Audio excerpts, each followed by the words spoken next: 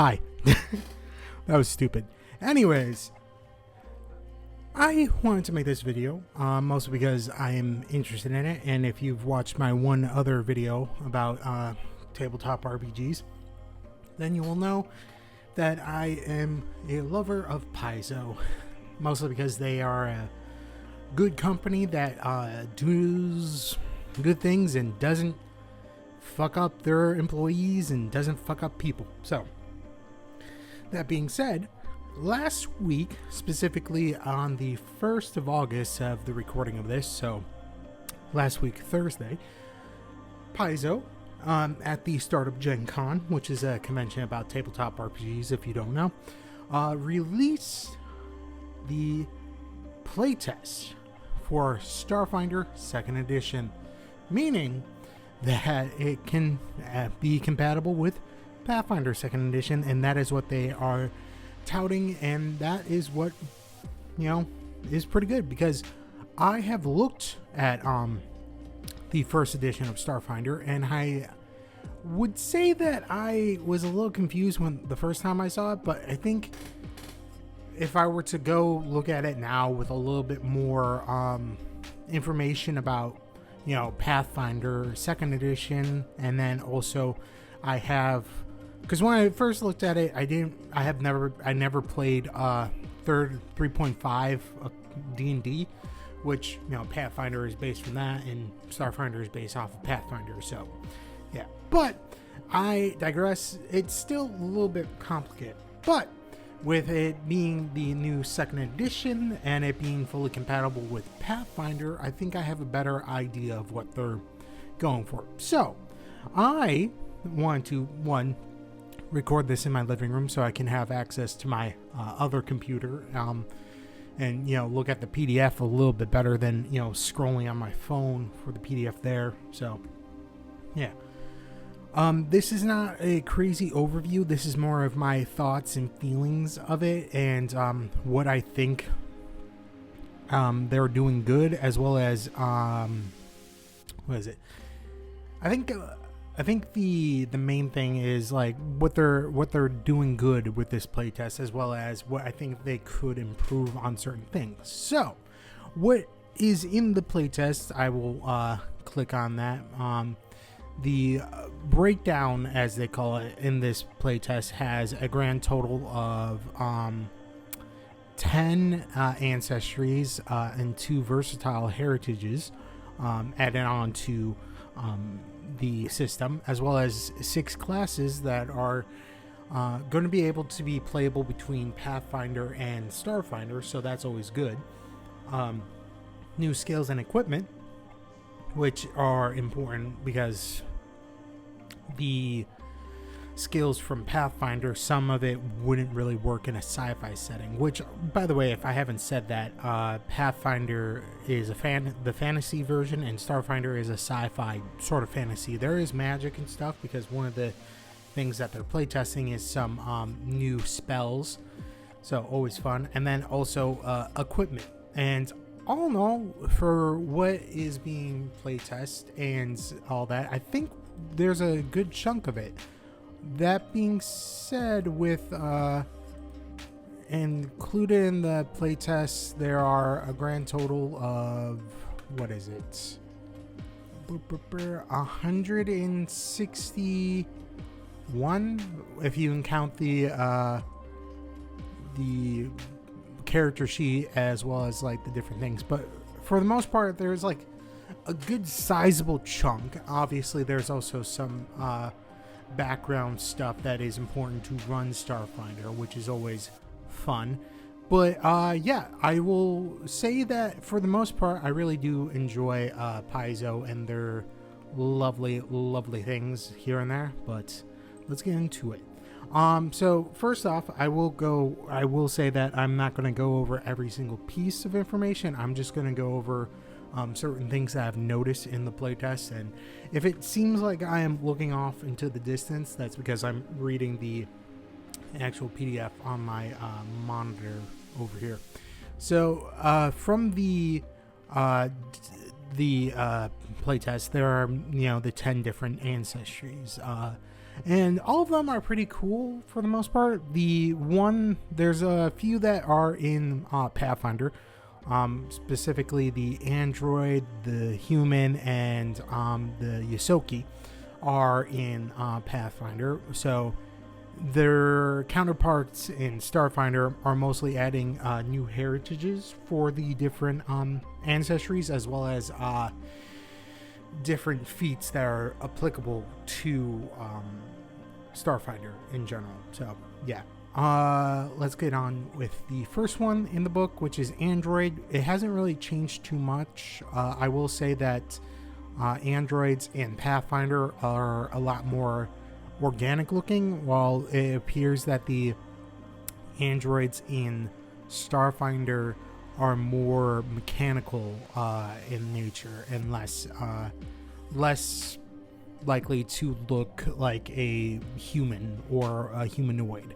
That being said, there are the heritages. They do have ancient ancestry, not ancient android. So you could look like one of the ones from Galarian if you wanted to. That being said, it's nothing too crazy. There are some few interesting ones, like the mod fanatic one, which allows you to install an upgrade into your character itself and not just into the armor. So an armor upgrade into your character, and a lot of other things. And most of their feats, it would appear that it's like a lot of them are dealing with nanites. I don't know if nanite surge was a key component of the Pathfinder android, or if it was a feat. So let's just quickly look that up. Ancestries, come on, archives. They're rare. Android, was it? Okay, no, that was a feat that all androids could take. Yeah, so I don't see anything really too different. I think if I were to look into more of the ancestries that are here, like android lore, I think it's roughly the same. But I will say that the androids have a... let's see. They do say that it is... I want to see if there is the same for that. No, they're roughly the same. So I think they're mostly the difference is like the different heritages that an android can take. Seeing that the ancient android is the same as, for the most part, the same as the android in Pathfinder, which you could find in the Ancestry Guide if you wanted to look up that book. So nothing too crazy there. The next one was the Borathru, which sort of looked like the, if you've ever played Mass Effect, I can't remember the alien in that, but it looked like a floating squid. The Borathu are sort of the same thing. They start off with a fly speed, which is kind of crazy, but there's a lot of different things that they can do. Also, they are able to retrain ancestry feats, and that's an interesting thing. They also have telepathy limited within 30 feet because they don't have vocal cords, I think.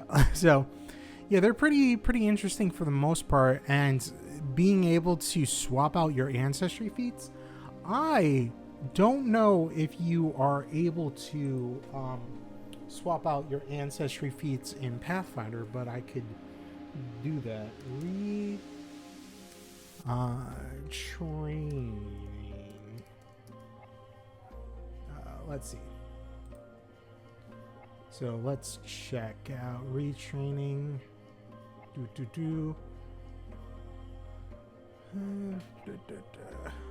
It doesn't look, granted this is for the, yeah, I think even then, I don't think you can retrain in all other,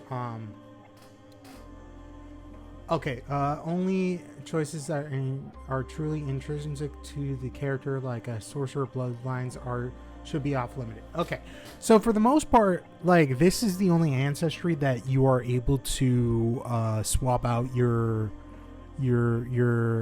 ancestry feats, which is pretty cool and an interesting sort of deal there. And they have, why are the following? Yeah, so for the most part, like, they're different heritages, as it would, because I don't think you can swap out your heritages. Yeah, you can't swap out your heritages. So, and it looks like more along the lines that the heritage are sort of like the different stages in a Barathu's life, if I'm getting that correct. Maybe. Let me see. Hopefully the air conditioning in the background isn't too loud.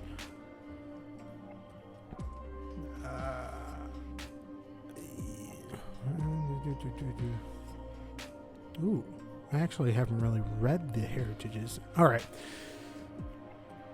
Yeah, I don't, like, they're not too crazy. I think it really just depends on how they were, like, the situation that, as they were, like, in the larva stage of their life. So, all in all, I think it's really interesting, that they're, like, there are a lot of feats, so I can't really go over all of them, but being able to swap out feats, ancestry feats, over a week is kind of crazy. So yeah, that was pretty interesting, to say the least. So yeah, also, if you wanted to look up any of this stuff, you can on the Paizo website. I will hopefully remember to link it down in the description if you wanted to check out the playtest yourself. It's running until the end of December. So humans are roughly the same as they were in Pathfinder, with some new heritages. But one I realized and found out through this playtest is apparently Galarian, the main setting of Pathfinder, is just gone. They disappeared, which is interesting because no one knows what happened in that situation. So you could be a Galarian survivor as a human. And what I've learned is that why it disappeared, no one fucking knows. It happened during the gap, which is a 100-year period or so, that no one has any information and no one knows any anything. No written information, no like recorded information. It's just gone. And as a result, people are trying to figure out, because with Galarian missing, Rovagug should have been free, who is sealed in the center of Galarian, but Rovagug is gone. And I think also I heard that Torag, one of the, if not the lead god of the dwarves, is also gone. So that's pretty interesting story-wise, and I would love to dig into it more. But then again, they're never going to talk about that. So, yeah. Anyways, for the most part, it's roughly the same. There are some new ancestries, like I said.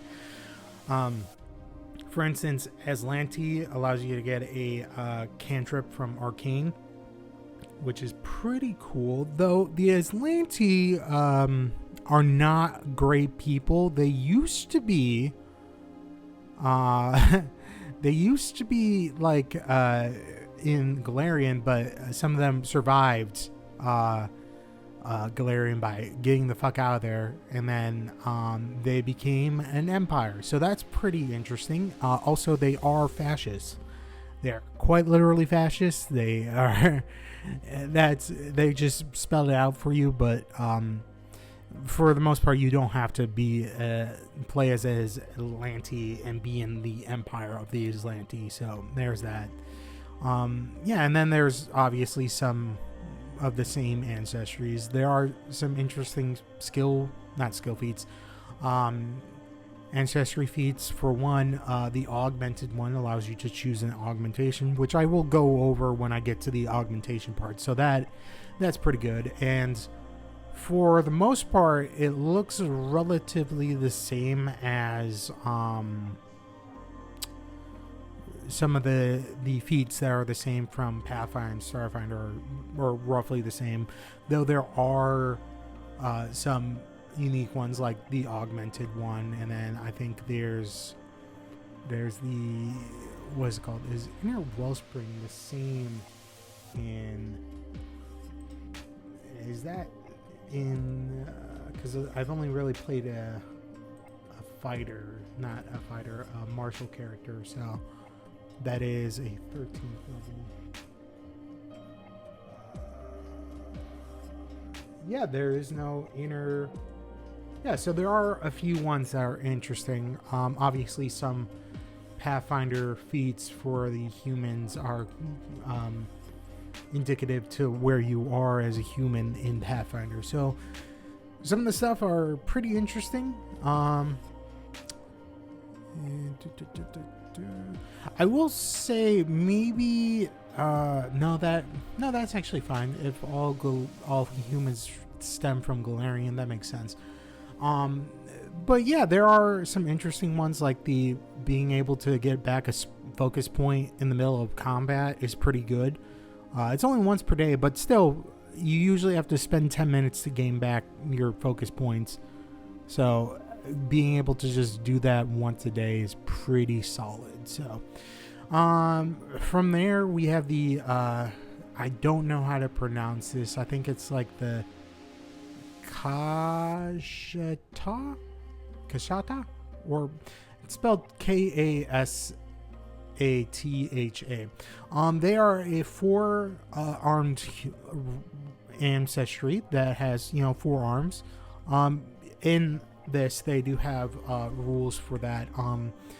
You can essentially assign one of your arms to be your active arms and then your other set to be your inactive arms, but you can still hold things in your inactive arms, and then you can swap an action and take a single action to swap, which is pretty good because you being able to essentially swap out weapons easier is always good, because having a character that can be pretty good close range as well as far range is solid. They're also pretty interesting that they all wear masks because I think what is it called? I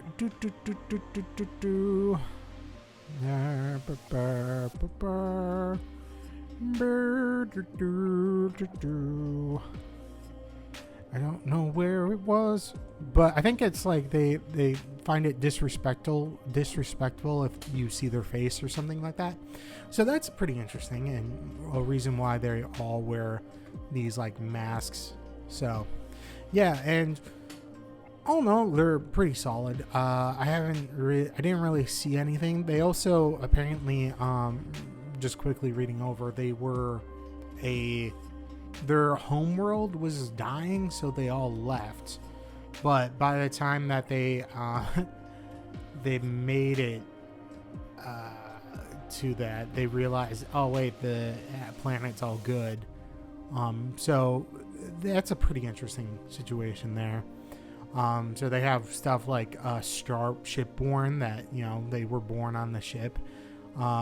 There was also some that survived the homeworld. So they have different bonuses there, and yeah. And some of it is like getting extra, some of their feats are getting extra movement speed, and then being able to reduce the frightened condition better. And yeah, they also are able to get a feat at 5th level that allows them to double draw, is what it's called. You interact twice to draw and steal one object from up to 2 of your pairs of arms. So that's pretty good. Yeah, they're pretty interesting. I do kind of wish... No, wait, actually, they do have a feat. So yeah, for the most part, they're pretty cool. Being able to have like an extra set of... an extra loadout out without having to swap weapons all that much is pretty solid. From there, we have the Lashunta, which are from the same homeworld as the elves in Pathfinder. So they are same home world, because elves in Pathfinder are technically aliens. They showed up on Galarian and stayed up, though they are able to go back with, I think, what it's called the Waygate, I think. So yeah, the Lashunta look like humanoid, but they sort of look like they have scales here and there, as well as 2 antennae on their head. They have limited telepathy, and they only have 3 different heritages, where they, if I remember correctly, at puberty they become either Diama, which I think is the more physical. Let's see.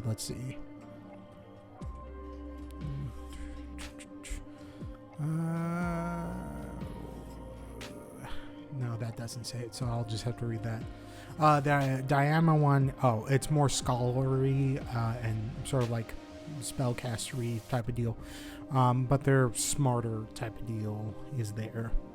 And it also changes the key attribute, one of their attribute boosts, from intelligence, and has a flaw in constitution instead.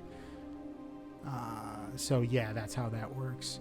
And then the Koshorai are more physically adaptive, and their strength, they have an attribute boost to strength, and then flaw in wisdom. And and you gain 8 hit points, because they only gain 6. So you also gain 8 hit points instead of 6, and gain a +1 to circumstance bonus. But then they also added the Unbound Lashunta, which doesn't have either of the traits of that. And based off of this, you may be tall and muscular, small and live. Yeah, so you're slightly different, but they do get a special reaction that allows them to get a +1 circumstance bonuses to saving throws against mental effects. And the limited telepathy as well. So yeah, all in all, pretty good, pretty interesting. Also, it would seem based off of re-looking at the different feats, that some of the feats are tied to the Koshorai or the Dama. I'm probably fucking butchering that, but also the Unbound is able to pick up those feats without being part of that. So that's pretty interesting. But if you are in that one of those two, you are stuck with there, which it only seems like there's 2 of. I kind of wish that there was more feats that were tied to those 2 heritages. But yeah, all in all, pretty solid for the most part. And a lot of their feats look like to be mental psychic stuff, so pretty cool. From there, we have the Patra, which are sort of like cat people. They are different than what is it called? The cat folk in Pathfinder, because let me pull up the cat folk ancestry. They are a little bit different in the fact, like, they both have the same amount of hit points that you get at first level with 8, but yeah, the cat folks attribute distribution is dexterity, charisma, 1 free, and then a flaw in wisdom. With the Patra, there's dexterity, charisma, 1 free, and then flaw in constitution. They got the Patra got dark vision, but the catfolk only have low light vision. Also, they have land on your feet, with the catfolk being able to only take half damage and you don't fall prone if you're falling. But the Patra also have different ancestries that make them really different. For instance, they have one ancestry that is and also the main difference between the Patra and the cat folks, it would seem, is that The cat folks are really interested in finding different things, as well as just like getting into situations that, the curiosity killed the cat type of deal, while the Patra are more like a group of hunters, and they also have a different sort of I'm trying to think of the best way to explain it. Wow, my brain is blanking, but yeah, they also go have different dances when I'm reading through this, and all that. They're also apparently all asexual, which cool, love to say. Though they are majority asexual, and most seek loving, lifelong relationships. So you might think, wow, are they gonna die out? No, usually, the people that do have kids have like 6 to 8 children based off of that. They also used to be under the control of the Vex, which is a different ancestry and a different empire, but they broke out. So that's always fun. Yeah, so they have heritages that are based off of their hunter type of deal, because they when they reach adulthood, they go through like a hunting trial. So that's always interesting. There's also ones that were bioengineered by the Vex, which allows them to take a first level biotech augmentation, which is always pretty cool. And yeah, then there is one that turns you into a small creature instead of a tall one, and they're apparently really good at surviving in deserts. And their ancestry feats would appear are mostly towards like giving them an electromagnetic sense, or being able to perform better, or being able to I think survive in the wilderness better. Yeah, so those are pretty interesting, and I like the main differences between the Vex and the cat folk. They are, even though there are two cat-like people, both of them are distinctly different. So yeah, then there are the Shirin, which are these insectal people that came from the swarm, which is sort of like a hive mind type of deal. That's think of the Tyranid from Warhammer 40k. They're sort of like that. I'm going to take some quick water. Almost went down the wrong pipe. All right. And yeah, they were able to break free. Oh, I didn't notice that they got 10 HP, so that's pretty good. But yeah, they broke free. They also have limited telepathy. Gotta drink water carefully. So yeah, that's also interesting. And yeah, I will say, apparently they, based off of what I saw, they apparently got their freedom during the gap, and they didn't know how they got their freedom. Essentially, when everyone realized, oh shit, we need to move now, so they left and joined the pack world. So that's always interesting. There are also 3 genders, male, female, and host. So that's also interesting. And it would appear that their their heritages are, one gives them better telepathy,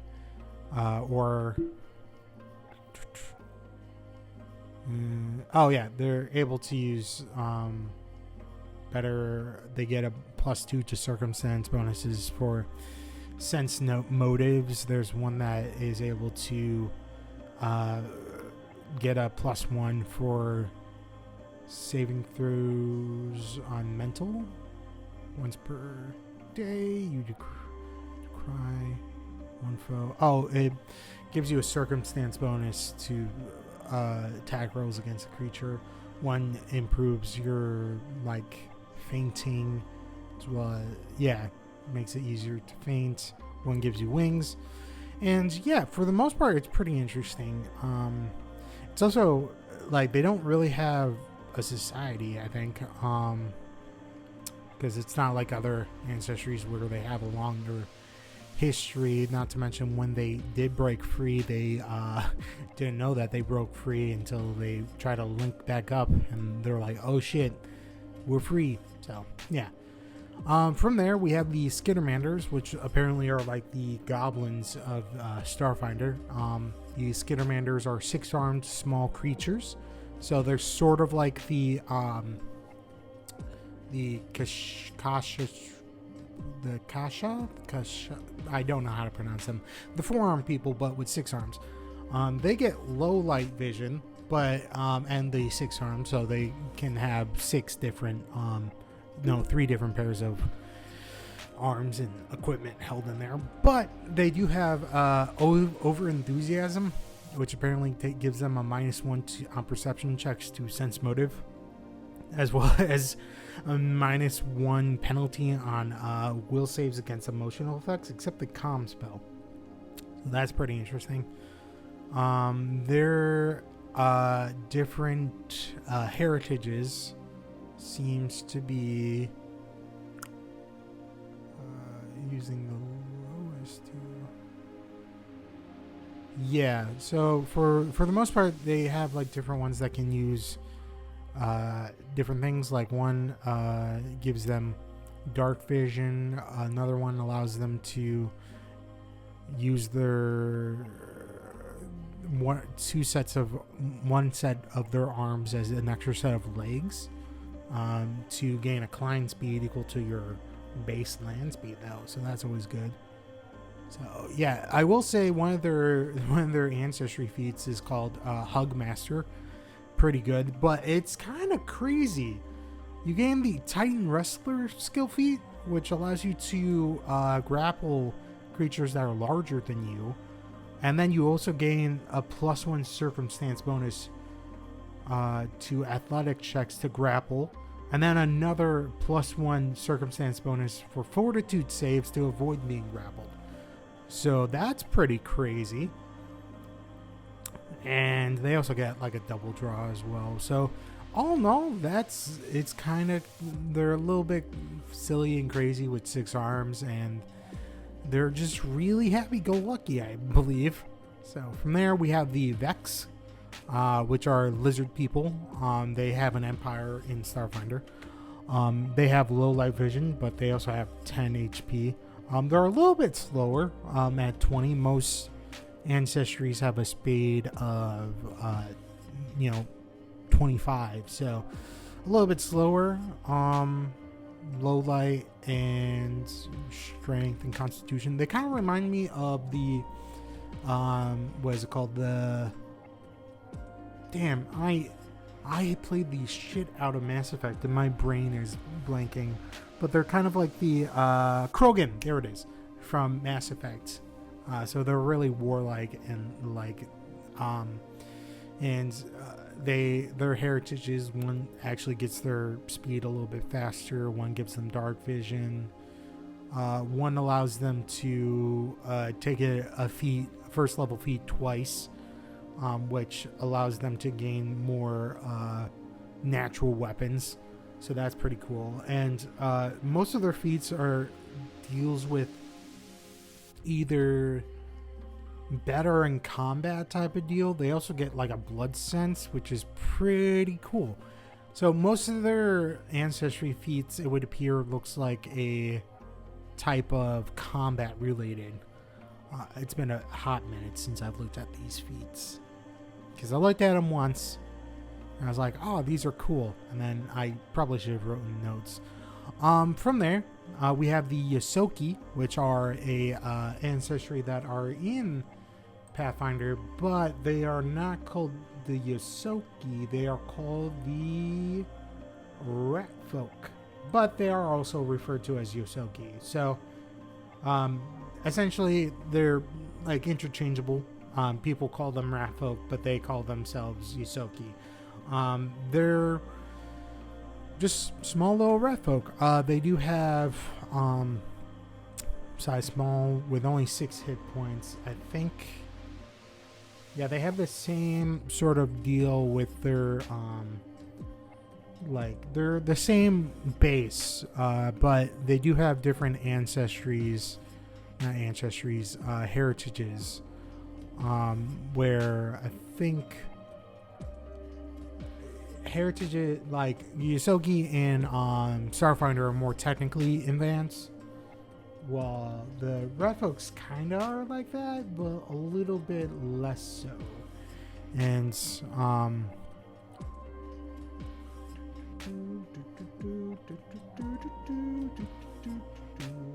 yeah, so for the most part, like, they do have similar ancestries here and there, and other ones like shipborn Yosoki, you automatically become trained in piloting and all that. So yeah, and most of their most of the new ancestry feats are basically the showing that they're better at technology than their brethren are on Galarian. So from there, they also added 2 versatile heritages. So versatile heritages are something that any ancestry can pick instead of picking one of the ancestries from the base class. So yeah, that's always interesting.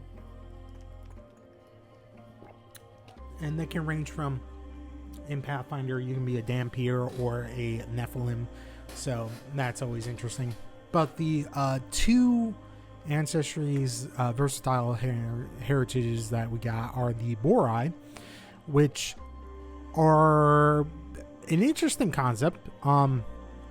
They essentially said, I'm not going to the Boneyard, which is like the realm of death for Asma, the goddess of death. I'm just going to go back to my body. And as a result, they are both a living but also not living creature, because it's not like it's a different soul inhabiting the body. It is the person that inhabited it. So they're dead, but they're not dead. They're living, but they're not living. And yeah, it's kind of cool. They look the same as they did in life, but their skin is like, they look dead. They breathe and eat and sleep, but they also age slower because they're not dead, but they're also not alive. So it's an interesting thing. And most of their different feats are basically being able to stay alive or recognize the dead and all that interesting situations, because it's just like, you're alive but you're not. So then there's the Prismini, which are people that are influenced by the Drift, which is a dimension in Starfinder, which has the allows them to do faster than light travel. It's sort of like, kind of reminds me of the warp in 40K, but less bad. And you are essentially affected by the actual dimension itself, which allows you to become a drift drive, even if the ship doesn't have a drift drive, and be able to determine where a drift beacon is in the drift. It's pretty interesting, to say the least. And some of their different feats allow them to gain like electrical powers, and then other ones allow them to do things that are interesting for like tech reasons. They are able to be more, I'm just blanking on the words, I'm reading them and my brain is not doing it, but yeah, they also gain like some feats here and there that allows them to cast spells. There's some stuff that allows them to shield them, allows them to become more better at technology and stuff. So that's always interesting. From there, to make this not an extremely long video, the 6 classes for this section, I'm just gonna talk about the main aspects of them and what I think they could do to change them, in my opinion. Granted, I am not an expert. I am just someone that likes different things. So the first one is Envoy. They have a key attribute of Charisma, and they have hit points of 8 plus their con. And for the most part, they sort of work as like a bard, but also without spell casting, and kind of like the playtest of the commander type of deal, but instead of it being like these different formations and stuff that you go, you have these directives. For instance, this first one that all envoys get is called Get 'em, which, you know, you point at an enemy within 60 feet and you're like, hey, everybody, fuck them up. And as a result, they get a -1 penalty to their armor class and reflex saves until the beginning of your next turn, which is great. It's solid. It helps out the party. But they also have this thing called lead by example. So if you were like, hey, everyone get him, and then you show them how to get it, so you pull out your gun and fire, essentially, it does more. For instance, you gain a circumstance bonus to damage rolls against the target, equal to 1 plus half your charisma modifier. So if you have a 4 in charisma, which is probably your best bet, that's a 3 extra points of damage on each of your attacks. And then everyone else also gains a +1 circumstance bonus to their damage rolls, and that increases by 1 at 5, 10, 15, and 20. So it's really solid. And then the leadership styles changes up, and as well as allows you to do what's it called? You can lead by example in different ways at level 6. So if you are, for instance, from the front, you can raise a shield and have it act as your lead by example. So yeah, that's always good. They also getting some stuff outside of combat, like trying to size up, which is what it's called, an enemy, and they get bonuses to checks on that, and also bonuses in combat if you are fighting your sized up enemy. And they gain a few other things. I do hear the lawnmower outside, so that's always great. Most of the stuff that they then gain later on are better better rolls and stuff, as well as better rolls to specifically their charisma based stuff, skills, and then also more directives. And then their feats are similar in that they gain more directives that they can use, as well as different things that improve their different skills, as well as different reactions that they can use to help out the team. And they can really be more of a support type of role instead of damage. So that's always good. And it's good that they have classes now that are not like combat, well, not magic focus for support, which is always fun. That being said, the next class, the Mystic, is definitely a support type of class, with Wisdom being their key attribute. They are a spellcaster with 8 hit points. Their entire stick is also, both of the spellcaster classes are spontaneous casters, so there's that.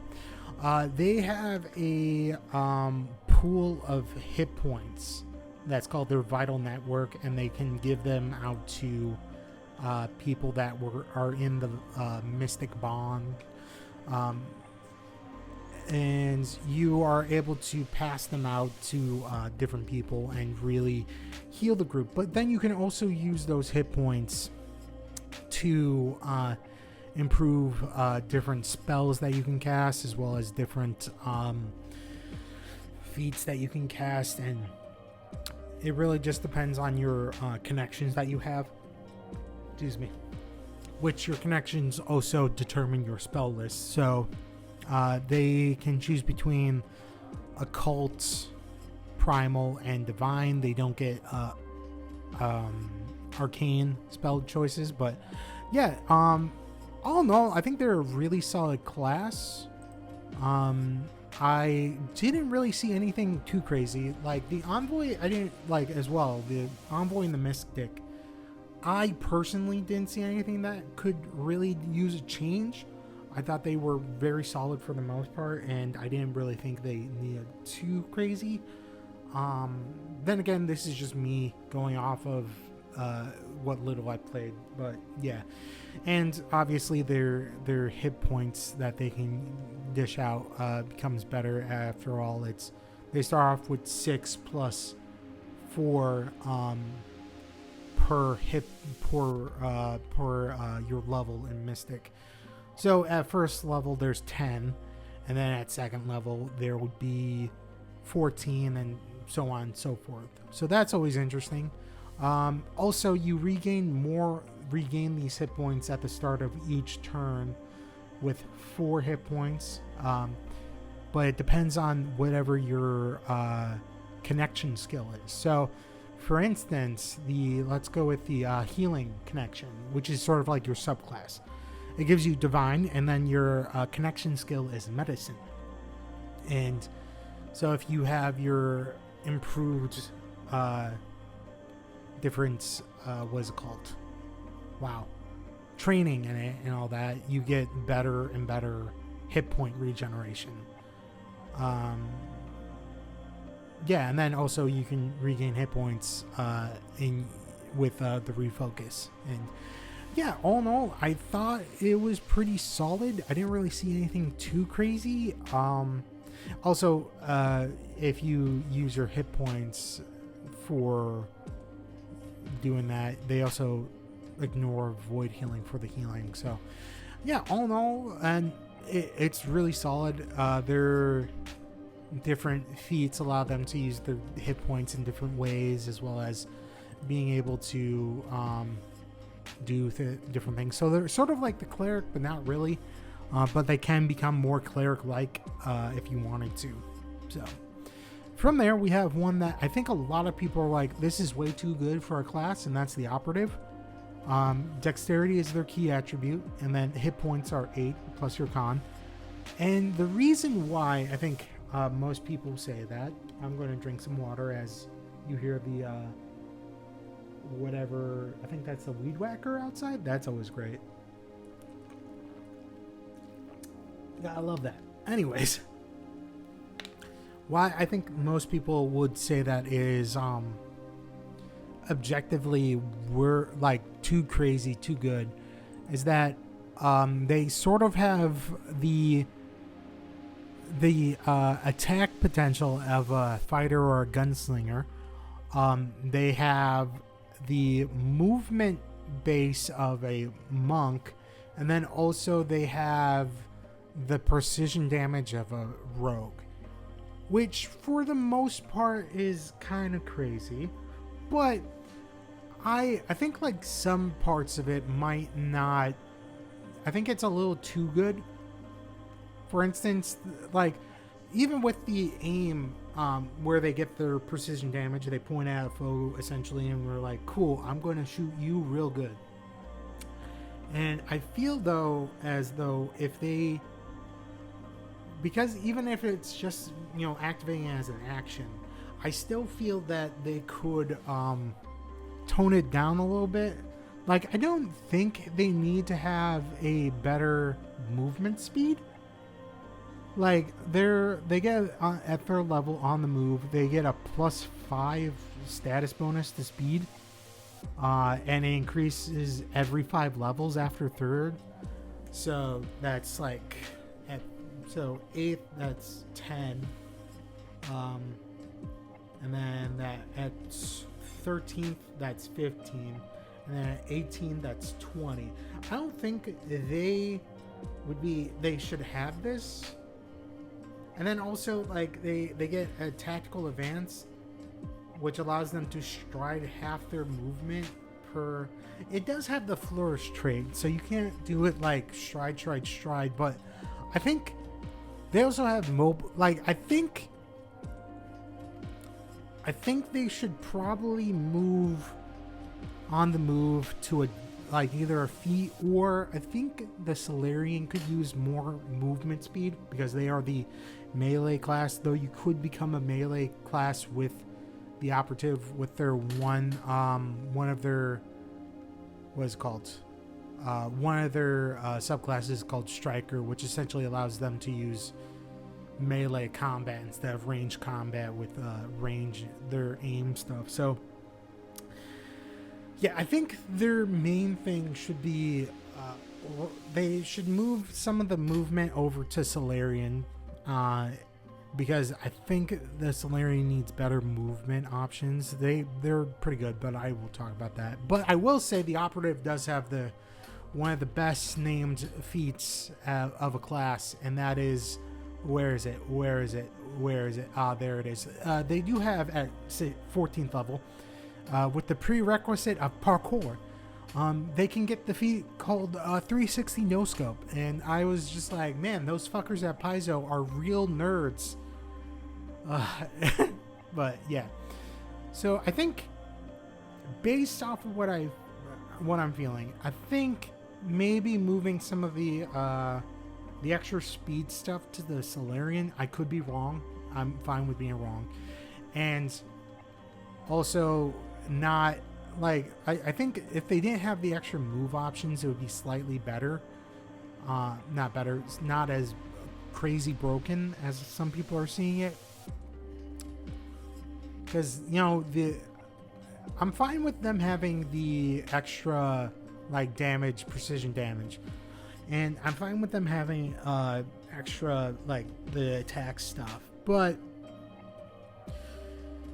everything, though, I don't know. I'm not 100% sure. I think like if they move some stuff into a feat option and then other stuff moved it to a different class, like I think the mobile reload is a little too crazy. Whenever you interact to reload with a ranged weapon, you can also stride or step or stride. That's a little too crazy with certain other things in the game. But yeah, I think for the most part, I do like the operative, and I think they just need to change certain aspects of it. Alright, the one that I'm actually pretty cool about and I really want to play is the Solarian. They are what is known as a Solar Knight. They have strength as their key attribute and 10 hit points. They are essentially sort of like a Jedi, but with a star inside them that they can manipulate to either be in one or two attunements, with it either being graviton focus, so like a black hole like gravity, or photon, which is like the light of a sun or a supernova type deal. And they're really about close range combat, and they have two different two different subclasses, three different subclasses, which are Solarian arrangements.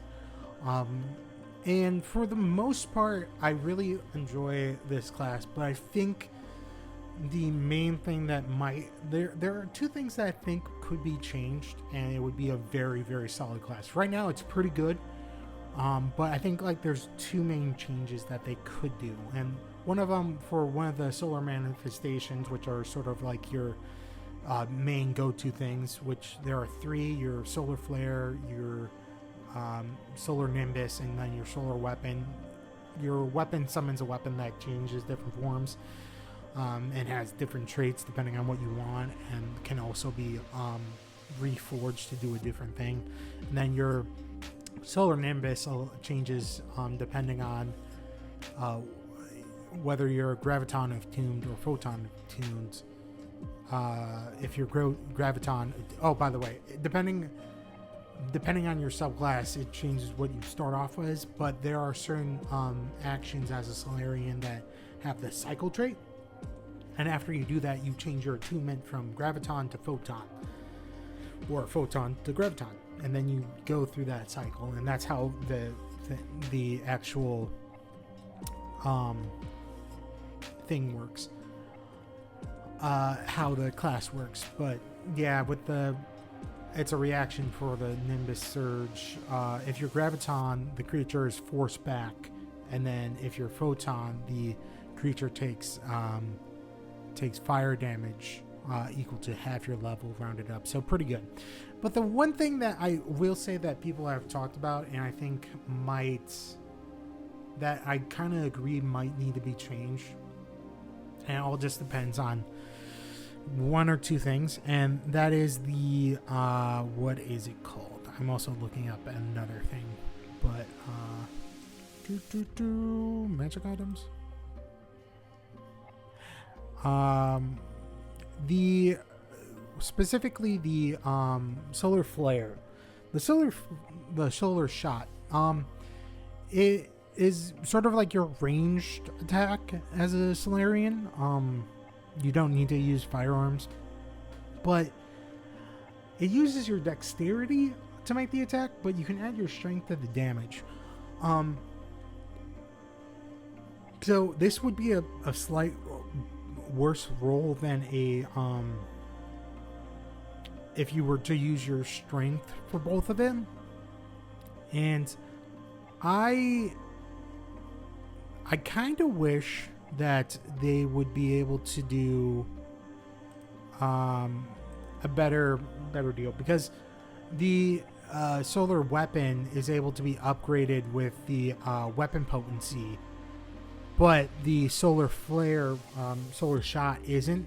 So no matter what, it's going to be slightly worse than your solar weapon. I think if they were to allow the weapon potency from the crystal, the Solarian crystal, to improve the solar shot, the solar shot, I think it wouldn't be so bad. It's either they should make it strength for both the attack roll and damage, and not allow the potency to affect the shot, or they should have it be dexterity and add the potency to it. I don't think it would be that bad, and it isn't that bad of an ability. I think it's just like in the long run it kind of loses steam. Like early on, you can have it to be only one less than your solar weapon attack, but as you go on and move on, it loses steam there. So yeah. And then the other thing that I noticed that I think might need to be changed, in my opinion, is the balance attunement arrangement. Because you have the Degradant, which is about gravity favored, and then there's the Radiant, which is photon one. And I would love it that balance would be better. And as it stands, they're the only one out of the three that doesn't have like a passive ability. They only have active ones. And I think if because their 9th level one that they get, Ascended Stability, only happens if you become unattuned, which only really happens if you are using a feature that has the Disharmony action, that after you use it, you become unattuned. And I counted them, there's only 5 in there, and one of them is a reaction that requires you to have another feat earlier on. So even if you were to use that reaction to, become disattuned, you wouldn't be able to gain the benefit of this one feature of the balanced. So I think my thought process that I was thinking about this is that maybe change that to be a passive ability, that depending on, it would be like an upgrade to the cycle trait that allows you, that would switch your whatever your attunement is after you use it, and gives you a bonus depending on which attunement you're going into.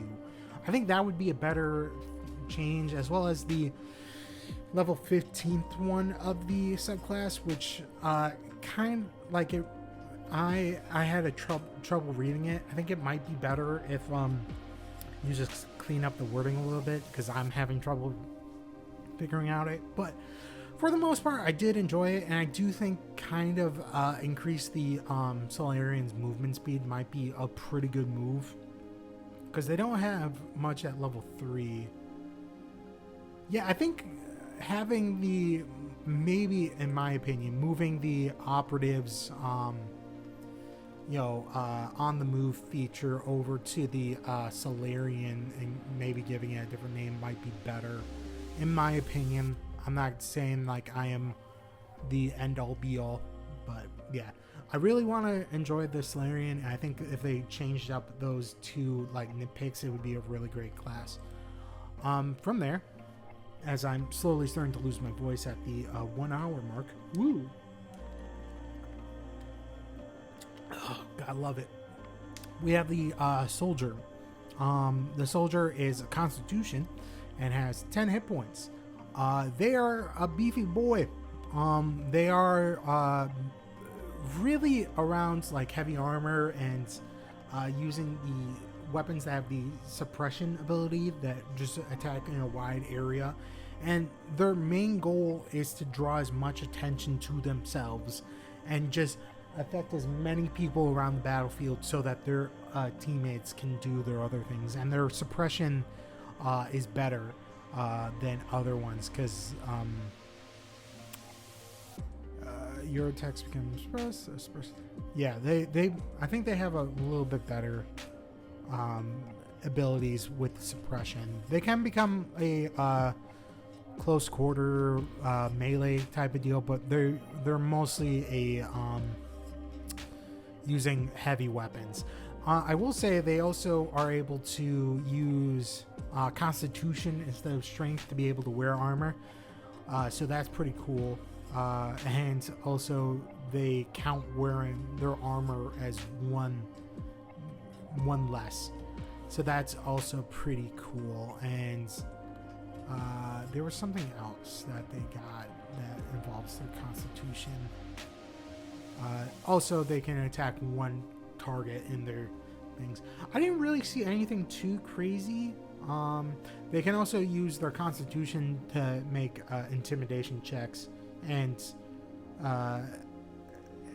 as well as their Constitution instead of Strength for athletics to reposition or shove. So yeah, all in all, didn't really see anything too crazy for the soldier. I really enjoyed them, and the thought of just using a lot of heavy weapons and just being like, yeah, I'm not really hitting as much, but goddamn, you're not gonna ignore the guy in like power armor shooting Gatling guns at you, or now are you? So yeah, and they have a lot of different feats that revolve around what's called like intimidation and wide area, and they do have one that I also liked. At level 10, they can get the My Little Friend feat, which allows them to demoralize as a free action with their favorite weapon. Granted, that person is immune to it for 24 hours, but still great. So yeah, I didn't really see anything too crazy. Granted, I might be missing something because I'm only one person. All right, on to the last class, and then I'll go over a little bit of the different items and stuff that are in this game, and some of the spells, as well as the skills. But I'll get into that. So the last class is the Witch Warper, which has kind of the coolest sort of class like lore. And the Witch Warper is essentially someone that isn't supposed to be there. You are not supposed to be in reality. You are not supposed to be in this time. You are not supposed to be there, but you are. Your key attribute is intelligence. You have 8 hit points for your constitution. And because you are a spellcaster, the last spellcaster, who is also a spontaneous caster, you have a paradox. That is your spell class. And then you also have the anchor, which is sort of like your other spell class. Wow. When it hits the 1 hour mark, then my voice starts to go. Hopefully I have enough space on this computer. And then you are able to warp reality with your quantum field. It has a 15-foot radius, and it can be within 100 feet of you. Some features do not work unless you have that up, so keep that in mind. and like what happens in that field changes depending on what your paradoxes is. For instance, if you are a precog one, creatures that are in that have their speed change. For instance, if you are a enemy of the Witch Warper, you have a -5 status penalty to your speed. While if you are an ally, you gain a +5 to your bonus to speed. There's also one that's like analysis. You are in the Matrix essentially, and you're able to recall knowledge for things within that speed, like in the sphere, easier as a free action. You're from a different reality as the anomaly, and you become like concealed. And they have a lot of different interesting things. Their core, their anchors, there's only 3 of them, which one of them is like a core memory. There's another one where it's like you focus on something in the back, like in the distance or background or a hobby. It's essentially just there to make sure that you don't disappear from reality. And then like the tangible object, it's sort of like if my tangible object was my ring. But yeah, all in all, it's really interesting. And most of their different feats revolve around the quantum field and changing it up a bit. So yeah, I really like it. I think they might be a little too strong, so they might need to change up some things here and there. Maybe give them less hit points, because there's none of the classes have 6 hit points. Or maybe give them less spell slots. Maybe, I'm not 100% sure. Granted, I think it's really solid, and I really enjoy it. I would love to play this, especially if I ever get the chance to. Probably never will until it comes out, and then years later. So, all right, on to the skills. There's only 2 new skills in Starfinder, and one of them is computers, which is intellect. Which revolves around working with computers and finding information. It sort of works as a recall knowledge, but specifically for computers and finding stuff on computers. So nothing too crazy. And then there's all the different feats and stuff that you can take. There's also the hack. You can use hacking and programming. So yeah. And then the last new skill is piloting, because you are going to be on starships. So piloting allows you to pilot ships, but it also says mechs. So because I heard that in first edition Starfinder there are mechs, and I want there to be a class that involves mechs. That would be fucking awesome. But yeah. Anyways, the piloting is basically how you are able to do different control starships and stuff, and then all the other ones are roughly the same. There are different skill feats that came with it, and yeah, also different general feats. I'm not gonna go over all of them. I will say I did like the one that, where is it? Crowd surfing. That was pretty cool. Being able to surf on crowds, like at a metal concert. That's always good. From there, we have the equipment. There's a lot to go in. I will say, for the most part, instead of using like magic to improve your equipment, you can just have people upgrade it as long as they are trained in crafting. So that's pretty cool. Yeah, that's also pretty interesting, and you can add like different upgrades to your weapons and armor. Nothing too crazy. For instance, like you can have let me look up a armor upgrade. For instance, you can have a auto CPR unit. It's a 2nd level upgrade, which essentially makes your dying value, your DC for surviving being dying better. Instead of a 10, it would be 8 plus your dying. So that's always good. And then the different weapons are interesting. For the most part, I will say that the meta, if you will, for Starfinder is more ranged combat than is melee combat. As a result, more there are definitely a lot more ranged options than there are melee options. Not saying like it's a bad thing. There are also more critical specialization effects because there are more different weapon groups. For instance, they have corrosive or cryo or flame. That wasn't in Pathfinder. Plasma. So yeah, and I will say someone has definitely been, has seen Star Wars, because you do have what is known as the plasma sword, but I'm looking at it and it's a fucking lightsaber. And then there's also the Fang Blade, which is a fucking chain sword from Warhammer 40k. You can't tell me otherwise. But yeah, and most of their weapons can also get upgrades as well that are there. And then there's the Solarians have the specific Solarian crystals that improve their abilities, and there's like specific crystals that help Graviton, and then there's some that help Photon.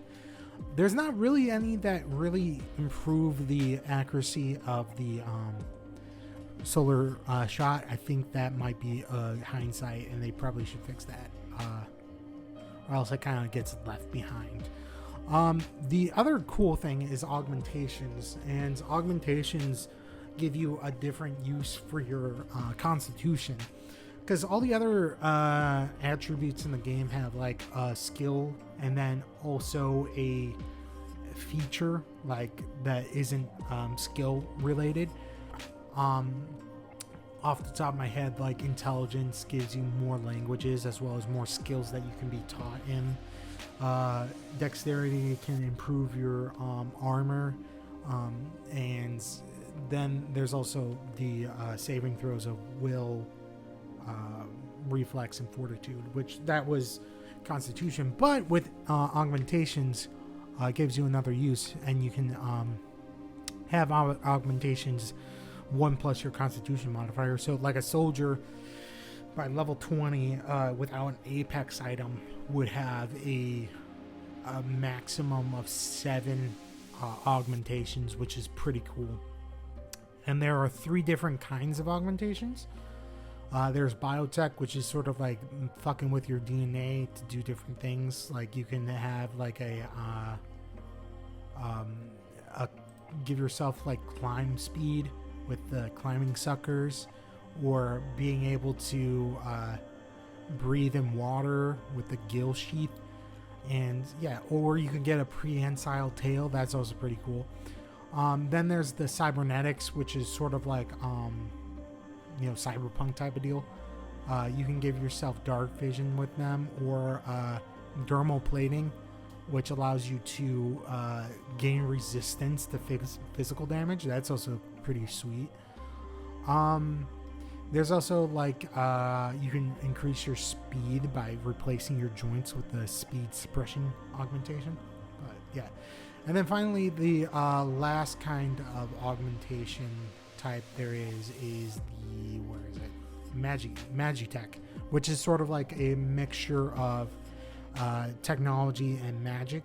They, for the most part, look pretty consistent.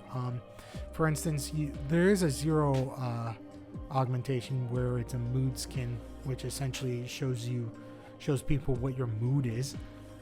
So that's pretty interesting. Yeah, all in all, I really enjoy the augmentations because it gives you, like I said, another option for your constitution modifier to do different things and what have you. So onto magic items, there's not that many in comparison to Pathfinder, because I think they don't really need to work too much on that, as most of the magic items from Pathfinder you can convert over to Starfinder. So yeah, there's also tech gear, which acts as like different things that you can use, as well as different medications and stuff.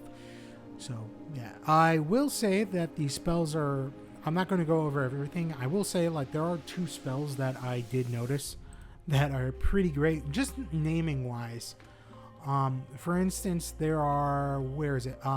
There's the not level 2, the rank 2 spell called Doom Scroll. That's pretty dope. I will say that. When I heard about it, I was like, what? So yeah. Where is it? Doom Scroll. It's a second rank spell, 60 feet, 15-foot burst, will save. You can sustain it up to a minute. This is on the arcane, divine, and occult lists. And essentially, you're just sort of like, hey, people, shit's bad. And I wish my phone would stop shooting notifications. But yeah, it's just like, hey, here's all this bad shit. And if they succeed, they're fascinated by the display. If they fail, if the creature is fascinated by the display and becomes frightened too, even if the fascination ends. And then if they critically fail, they are fascinated by this display, frightened 3, and doomed 1, which is fucking crazy. Because doomed, essentially, if someone goes down and they have doomed 1, their dying condition goes up by 1. So instead of being dying 1, they would be dying 2, which makes it harder for them to be revived, which is always good for your enemies, not you. They also have a lot of different spells and stuff as I go down to my next thing that involve nanites and stuff, which is always cool, and gravitation and being able to use their weapons differently, which is fucking sweet. Then there was the last spell that I read and I didn't like. I read it, I was like, oh, this is cool. And it's called Vibe Check. It's also a second rank spell. And essentially, instead of being like, hey, you good, it's more like, hey, I'm changing your mood to one of 4 different ones. Anger you on the next turn of the target if they fail their save. The target spends its first action to attack the nearest creature, even if it's an ally. Joy, the target can't take any hostile actions. Fear, the target becomes frightened 2. And sorrow, the target is slowed 1 and bursts into tears. Oh man. And if you heighten it to 4th rank, all creatures in a 21st foot burst instead of just 1 creature. So yeah, but all of them do have the same emotion effect. So yeah, it's pretty interesting, to say the least, some of the spells and the way that they can do different things with them being in a sci-fi setting over a other setting. But yeah, all in all, I think for the most part I really enjoyed this playtest. Again, it's going on until the end of the year, so December 31st. So if you want to check it out, go on, check it out. I highly recommend it. They are doing another playtest in early next year for Starfinder for the mechanic and the technomancer. They weren't able to fit them into this playtest because it would have made it too big, which I understand. And then that playtest should be coming out officially in an actual book the following year. So 2026, you'll see those 2 classes. But yeah, all in all, really enjoyed this playtest. Would highly recommend you look at it. But yeah, I've been talking way too long, so yeah, hopefully you all have a lovely day. You don't do anything too crazy. Stay safe out there. Read some manga, play some great video games, listen to some banger music, and get together with your friends and play some Starfinder, if you will. That's it. Oh God. Bye.